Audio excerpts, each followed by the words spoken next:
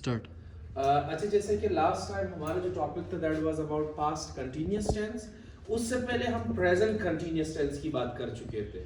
यानी present continuous tense हमने कहा ये वो टेंस है जो यानी हम उन कामों के लिए इस्तेमाल करते हैं जो बोलने के दौरान जारी हो। जैसे हम व्हाइट बोर्ड पे लिख रहे हैं तो लिहाजा मैं बोल रहा हूँ, बोलने के दौरान एक्शन जारी है। मैं व्हाइट बोर्ड की तरफ जा रहा हूँ, बोलने के दौरान एक्शन जारी है। वो एक्शंस जो बोलने के दौरान जारी हो प्रेजेंट कंटीन्यूअस टेंस। ठीक, जैसे कि फॉर एग्जांपल मैं कहता हूं कि मैं इस नोटबुक को पढ़ रहा हूं, परेशानी होने पढ़ रहा हूं, तो मैं इस नोटबुक को पढ़ रहा हूं बोलने के दौरान जारी है। तो बोलने के दौरान जारी एक्शंस के लिए हम प्रेजेंट कंटीन्यूअस टेंस का इस्तेमाल करते हैं। मैं उस नोटबुक को पढ़ रहा था, बोलने के दौरान ये एक्शन जारी था तो it was past continuous tense. मैं उस नोटबुक को पढ़ रहा हूंगा, ठीक, तो this will be our future continuous tense. जैसे कि मैं यहाँ पे हूं तो मैं कहता हूं मैं व्हाइट बोर्ड की तरफ जा रहा हूंगा और मैं व्हाइट बोर्ड पे लिख रहा हूंगा, तो it is our future continuous tense, जो कि अभी तक ये एक्शन हुआ नहीं लेकिन बोलने के दौरान जारी रहेगा। क्लियर? इसी तरह अब मैं व्हाइट बोर्ड की तरफ जा रहा हूं, this is the present continuous tense, और मैं व्हाइट बोर्ड की तरफ जा रहा था, so this is our past continuous tense. वो एक्शंस जो बोलने के दौरान जारी हो प्रेजेंट कंटीन्यूअस टेंस, जो बोलने के दौरान जारी थे पास्ट कंटीन्यूअस टेंस, और जो बोलने के दौरान जारी होंगे that would be our future continuous tense. तो डेफिनेशन हमने कुछ यूं लिखा कि this tense is used for those actions which will be going on, which will be going on, जो जारी होंगे at the time of speaking in future, यानी जो मुस्तकबिल में आने वाले वक्त में बोलने के दौरान जारी होंगे, उन्हीं कामों के लिए, उन्हीं एक्शंस के लिए हम इसी फ्यूचर कंटीन्यूअस टेंस को इस्तेमाल करते हैं। आइडेंटिफिकेशन, उर्दू सेंटेंसेस में हम कैसे पहचान करेंगे कि ये हमारा फ्यूचर कंटीन्यूअस टेंस है? उर्दू जुमलों के आखिर में अगर रहा होगा, रही होगी या रहे होंगे, तो लिहाजा अगर ये आए तो आप समझे कि this is the future continuous tense. जैसे कि मैं क्लास की तरफ जा रहा हूंगा, मैं ऑफिस की तरफ जा रहा हूंगा, तो जिन सेंटेंसेस में रहा होगा, रही होगी या रहे होंगे आ जाए, so it means we should understand that this is our future continuous tense. Helping verb हम विल बी या शैल बी का इस्तेमाल करते हैं, जैसे कि हमने सिंपल फ्यूचर टेंस में डिस्कस कर दिया कि शैल बी को या शैल को हम सब्जेक्ट आई और वी के साथ रिटन इंग्लिश में इस्तेमाल करते हैं। बाकी जितने भी सब्जेक्ट हैं, इफ दैट इज सिंगुलर और plural, with all subject we would use will be. हम विल या विल बी इस्तेमाल करते जाएंगे। कमिंग टुवर्ड्स द फार्मूला, सबसे पहली जो फार्मूला है that is the positive formula. तो पॉजिटिव फार्मूला, एक बात आप लोग याद रखिए, जितने भी कंटीन्यूअस टेंसेस हैं, तमाम कंटीन्यूअस टेंसेस में हम first form of the verb with ING का इस्तेमाल करते हैं। अगर फॉर एग्जांपल आपके पास वर्ब कुक है तो आप आईएनजी बढ़ाएंगे, दिस विल बिकम कुकिंग। अगर आपके पास राइट एक वर्ब है तो आप आईएनजी बढ़ाएंगे, that will be your writing. अगर आप ड्राइव एक वर्ब है, आप इसके साथ आईएनजी बढ़ाएंगे तो इट विल बी ड्राइविंग। तो तमाम कंटीन्यूअस टेंसेस में हम वर्ब की यही फॉर्म इस्तेमाल करते हैं। बाज़ औकात इसको हम fourth form of the verb का नाम देते हैं, बाज़ औकात हम इसे आईएनजी फॉर्म ऑफ वर्ब का नाम देते हैं। तो फर्स्ट फॉर्म विद आईएनजी हम इस्तेमाल करते जाएंगे। Subject and then we have will be और shall be plus first form of the verb with I N G and then we have our object. Like for example मैं यहाँ पे सब्जेक्ट लिखता हूँ शी, तो शी के साथ हम विल बी, ठीक है, शैल भी जो है वो हम आई और वी सब्जेक्ट के साथ इस्तेमाल करते हैं। तो she will be, let's suppose our sentence is she will be cooking, she will be cooking the food, वो खाना पका रही होगी। ठीक, इसी तरीके से अगर मैं यानी कि सब्जेक्ट आई इस्तेमाल करता हूं, so with I I will use shall, so I shall be taking the class, मैं क्लास ले रहा हूंगा, so I shall be taking the class. ठीक है, इसी तरीके से हम अपने पॉजिटिव सेंटेंसेस बना सकेंगे कि first subject and then will या shall be and then first form of the verb with I N G and then our object. इसी तरीके से अगर हम इसी सेंटेंसेस को, इन्हीं सेंटेंसेस को नेगेटिव फॉर्म में चेंज करेंगे तो हमने इस विल और शैल बी के दरमियान, ठीक है, विल और शैल बी के दरमियान हमने, ये विल बी और शैल बी के दरमियान हमने किस चीज का इजाफा करना होगा? नोट का। सो जहां नोट हम लगाएंगे हम यही समझे कि these are the negative statement, ये नेगेटिव स्टेटमेंट बने। जैसे कि हमारे पास सेंटेंस है she will be cooking the food, so statement हमारे पास होगा she will not be cooking the food, she will not be cooking the food.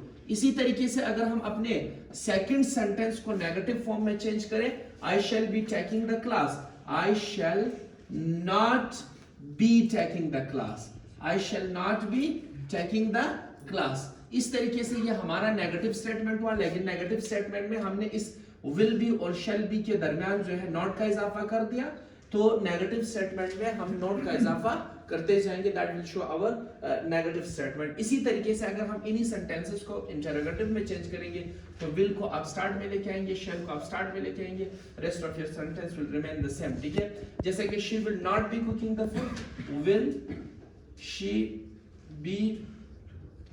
B cooking the food, क्या वो खाना पका रही होगी, will she be cooking the food, shall I be taking the class, shall I be taking the class, shall I be taking the class। so this is now our interrogative formula, ये हमारे पास interrogative formula।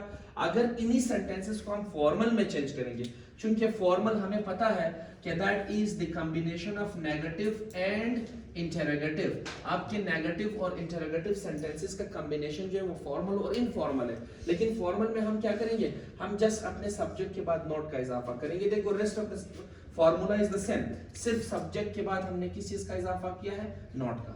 अगर मैं इसी sentence को change करूँ, will she be cooking the food, so will she not be cooking the food, this would be our formal, will she not be cooking, will she not be cooking the food।